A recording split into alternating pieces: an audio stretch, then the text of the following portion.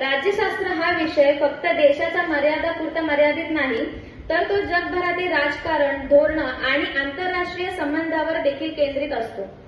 आजच्या जागतिक युगात अनेक आंतरराष्ट्रीय संस्था आहेत ज्या शांतता, मानवाधिकार, पर्यावरण, शिक्षण, सार्वजनिक आरोग्य आणि लोकशाही मूल्य यासाठी काम करत असतात.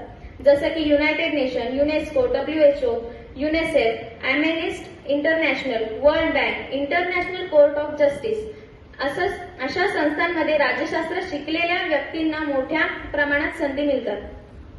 या संस्थांमध्ये तुम्ही policy analyst, human right officer, diplomatic adviser, international researcher किंवा पीस प्रोग्राम ऑफिसर म्हणून काम करू शकता.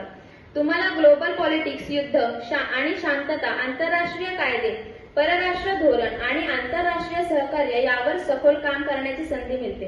राज्यशास्त्र शिकल्यामुळे तुम्हाला फक्त भारतात नव्हे तर जगभरातील बदल घडवण्याचं सामर्थ्य मिळतं. तुमचं विचार विश्व मोठं होतं आणि देशांच्या सीमांपलीकडे विचार करण्याची ताकद तयार होते.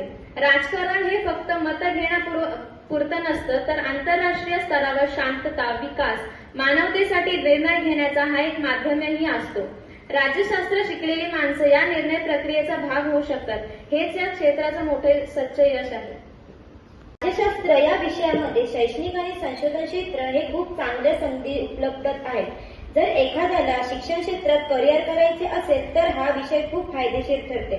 MA इन पॉलिटिकल सायन्स केल्यानंतर नीट किंवा सेटची परीक्षा पास केली तर तुम्ही महाविद्यालयात व्याख्याता म्हणून काम करू शकता. जर PhD केली तर विद्यापीठात प्राध्यापक, संशोधक किंवा मार्गदर्शक होण्याचा मार्ग खुला होतो. या क्षेत्रात तुम्हाला राजकीय विचारधारा, लोकशाही, राज्यघटना, मानवाधिकार, परराष्ट्र धोरण आणि शासन व्यवस्था यांचा अभ्यास करता येतो. उदाहरणार्थ TISS, ICSSR, JNU आणि अनेक नामांकित संशोधन संस्था आहेत जिथे तुम्हाला प्रोजेक्ट फेलो किंवा रिसर्चर म्हणून काम करण्याची संधी मिळते.